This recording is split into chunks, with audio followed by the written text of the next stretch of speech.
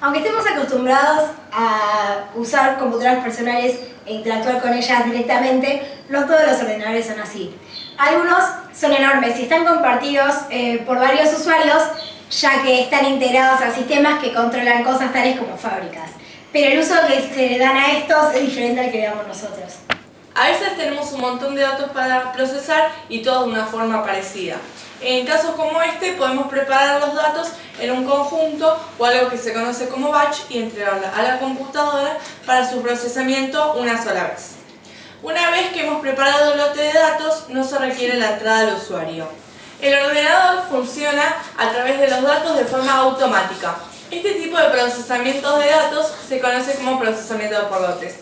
Una ventaja de este tipo de datos es que puede ocurrir cuando el ordenador no está siendo utilizado para otra cosa. El trabajo consiste en la instalación y luego el trabajo se realiza. La aplicación típica donde el procesamiento por lotes se puede utilizar es, por ejemplo, el procesamiento de cheques bancarios, la impresión de los cheques bancarios y la actualización de datos de stock. Si un elemento de datos de entrada debe ser procesado de inmediato y el resultado está listo antes de aceptar los siguientes datos de entrada, esto se conoce como un sistema en tiempo real. Por ejemplo, si queremos reservar un asiento de un vuelo y la reserva debe ser procesada inmediatamente, de lo contrario, otra persona podría reservar el mismo. El procesamiento en tiempo real es utilizado en sistema de seguimiento, sistema de control de computadora, sistema de pago o juegos de computadora. Sistemas en línea hacen referencia a cuando el usuario interactúa directamente con la computadora e introduce los datos dentro de ella. Unos ejemplos de este tipo de sistema pueden ser los juegos o también los sistemas de reserva, como por ejemplo cuando reservas un pasaje de avión, estás interactuando directamente con la computadora. Cada vez más empresas y organizaciones están almacenando nuestros datos personales de forma que se puedan utilizar para ponerse en contacto con nosotros más tarde, con fines como la comercialización. Cada vez que se llena, por ejemplo, un formulario, nuestros datos se almacenan en alguna parte. Si estos datos caen en manos equivocadas, esto puede traer consecuencias muy graves. Si la persona equivocada tiene acceso a sus datos, puede abusar de ellos de diferentes maneras. Los datos pueden ser eliminados, como por ejemplo su cuenta bancaria. También los datos pueden ser modificados, como por ejemplo que alguien tenga un cargo penal por un crimen que no cometió. También los datos podrían ser utilizados para el chantaje.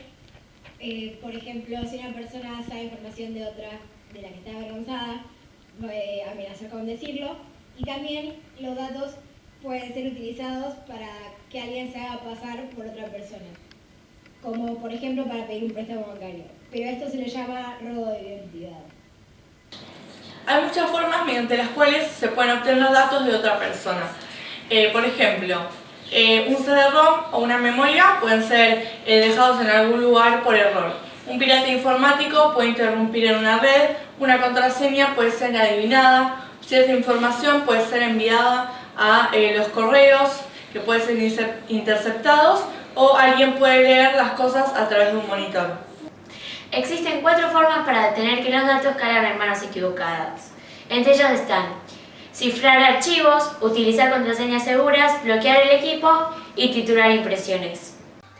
Existe una ley de protección de datos. Esta dice que los datos solo deben mantenerse si es necesario, deben ser exactos y mantenerse al día, no deben mantenerse más de lo necesario, deben mantenerse seguros y no deben ser transferidos a cualquier país que no tenga leyes similares a la de protección de datos. La buena comunicación es esencial para todas las organizaciones. La comunicación entre las organizaciones y la comunicación entre algunas partes de la organización. Como por ejemplo, se pueden comunicar las oficinas que están en todo un país mediante el teléfono, o el fax o internet. Antiguamente se utilizaba más a menudo el fax. El correo electrónico es un sistema que permite que los mensajes sean enviados y recibidos por los ordenadores. Es uno de los sistemas de comunicación más comunes hoy en día y suelen tener texto, pero también se les pueden agregar archivos adjuntos. Estos se guardan en una bandeja de entrada, por lo tanto la persona puede leerlos al instante o ignorarlos hasta poder tener tiempo para poder leerlos. El correo electrónico puede tener las siguientes partes: para qué es el mensaje, el asunto y el mensaje, que este puede tener todas las palabras que uno desee. Una videoconferencia es un sistema que permite que personas puedan tener conversaciones o reuniones, aunque se encuentren en diferentes lugares y sin salir de su oficina. Esto involucra a gente que se sienta delante de una cámara web y de un micrófono, y mientras ve a otra persona a través del monitor y las escucha con un altavoz. El hardware utilizado es la cámara, el monitor, el micrófono y los altavoces. Y también la conexión de alta velocidad con internet. Este sistema es muy eficiente para las empresas porque no pierden dinero en viajes, no pierden tiempo en viajes, y también arreglar reuniones es mucho más rápido. Se pueden hacer sin anticipación. Pero la desventajas es que las reuniones son menos personales y que también no se pueden firmar documentos como por ejemplo contratos. Los teléfonos móviles son dispositivos que le permiten a las personas estar conectadas aunque estén en lugares totalmente diferentes. Estos teléfonos móviles inteligentes permiten también realizar una amplia variedad de tareas.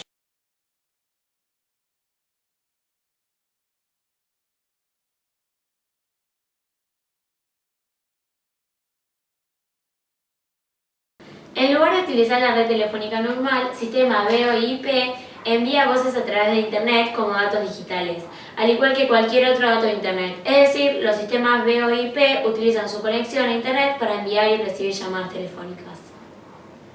Los sistemas VoIP funcionan de distintas maneras. Funcionan mediante software VoIP y teléfonos VoIP. Estos tienen distintas ventajas, como por ejemplo que no se requiere una línea telefónica, que el costo de las llamadas es muy bajo y que puede incluir videos. Sin embargo, tiene diversas desventajas, como por ejemplo que es necesario recurrir a un hardware especial y conexión a internet. También no es tan fiable y la calidad de las llamadas depende de la conexión a internet. El fax puede enviar una copia de un documento en papel por una red telefónica. Hace muchos años era una forma rápida para compartir documentos, pero hoy en día casi todos utilizan el correo electrónico, ya que casi todos pueden acceder a internet. Las empresas y organizaciones usan las computadoras y las aplicaciones para dar a conocer sus productos y sus ideas. Ellos usan técnicas como la edición de imágenes, la autoedición, la edición multimedia y el diseño de un sitio web. Sin embargo, el tipo de documentos elaborados para las empresas y organizaciones es bastante diferente al que podemos hacer en nuestras casas. Las empresas y organizaciones desarrollan una identidad corporativa, que es una imagen utilizada en documentos, sitios web, etc. Esta identidad corporativa permite a esa empresa ser más reconocida y consiste en un logotipo, un conjunto de colores, un conjunto de fuentes, un personaje que puede ser característico de esta empresa o organización, y un tintineo, que es música utilizada para la publicidad. Las tarjetas de visita son utilizadas por personas que quieren dar sus datos de contacto a otras personas. Una tarjeta de visita tiene nombre, número de teléfono, dirección de correo electrónico de una persona, etc. Preimpreso en ella, por lo que nada tiene que ser por escrito.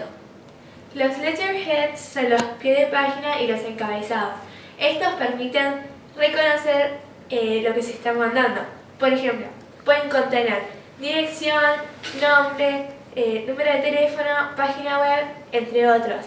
Por lo general se ponen en las cajas una etiqueta donde está toda esta información, o también en las cartas escritas a mano, y esto permite a la persona que recibe la carta o la caja reconocer de quién proviene.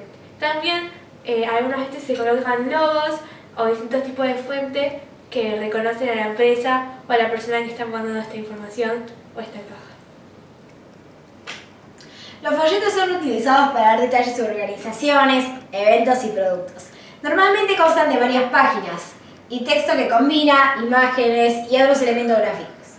También se usa el papel brilloso para las tapas para darle una sensación de más calidad.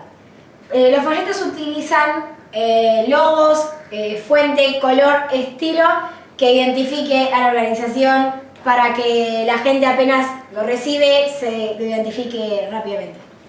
Un sistema experto es un sistema de software que intenta actuar como un experto humano en una determinada área temática. Los sistemas expertos utilizan a menudo para asesorar a los no expertos en unas situaciones en las que un humano no se encuentra disponible. Como por ejemplo, puede ser demasiado caro contratar a un experto en esto o puede ser muy difícil llegar a la ubicación.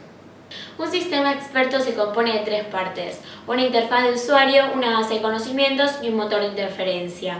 El usuario no experto consulta al sistema experto. Esto se hace haciendo una pregunta o por responder a las preguntas formuladas por el sistema experto. El motor de interferencia utiliza la consulta para buscar la base de conocimientos y luego ofrece una respuesta o algunos consejos para el usuario. Los sistemas expertos se utilizan generalmente para el diagnóstico que hace un médico, para los juegos de estrategia, para identificar elementos, para descubrir lugares en donde se puede perforar para encontrar agua o distintos materiales. También se utilizan para hacer un asesoramiento financiero o para diagnosticar el problema de un auto. El sistema experto puede cometer errores, ya que no se puede adaptar fácilmente a las nuevas circunstancias, puede ser difícil de usar y también no tiene sentido común.